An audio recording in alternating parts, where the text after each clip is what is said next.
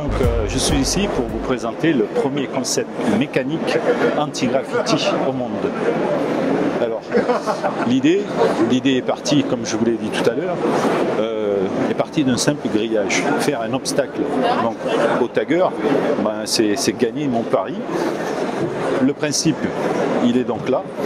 Je suis parti donc d'un grillage. D'un grillage, je suis arrivé à fabriquer ce produit, qui est un produit fini aujourd'hui, qui consiste donc à des modules de toutes les couleurs, qui s'assemblent les uns aux autres, tel un puzzle.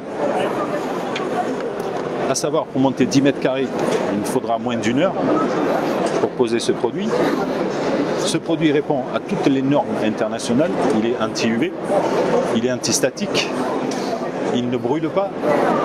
Donc je peux le poser de partout, même dans les établissements soins publics, dans des cinémas, sur la voie publique, je peux le poser de partout.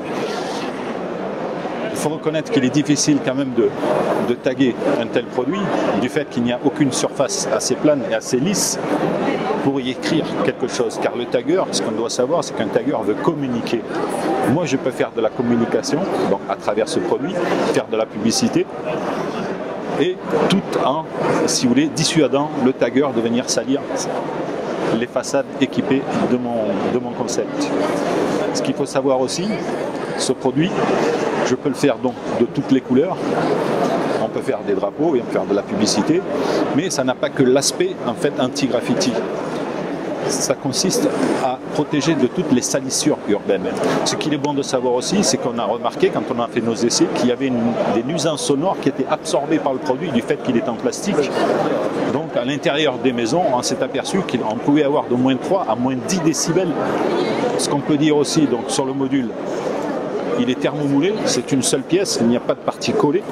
Donc on peut essayer de le casser, il est incassable, il va reprendre sa forme initiale. Donc très difficile à couper, on ne peut le couper qu'avec une scie à métaux. Donc ce qu'il est évident qu'une fois posé sur le mur avec une scie à métaux, on n'arrivera plus à le couper. Côté économique et écologique, ce qu'il faut savoir aussi, c'est du matériel, on va dire, tout est du matériel de récupération. En fait, c'est le polypropylène, donc voilà, ça c'était encore le bon côté. Autre chose qu'il est peut-être bon à savoir, je me suis engagé, si vous voulez, pour chaque mètre carré posé, à reverser 1 € à des associations caritatives.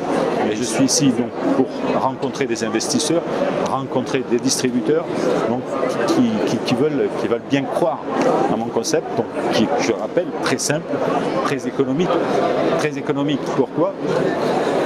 C'est un produit que je peux garantir 10 ans, il ne bougera pas et il faut compter 800% moins cher que ce qui existe actuellement sur le marché, qui est le vernis anti-graffiti, que l'on ne peut pas appliquer sur des murs crépis, que l'on ne peut pas appliquer sur de la tôle, qu'on ne peut pas appliquer sur de la pierre, qu'on ne peut appliquer que sur des peintures. Tandis que moi, mon produit, je peux le poser de partout. Voilà. Économique, écologique, très simple à monter, très efficace.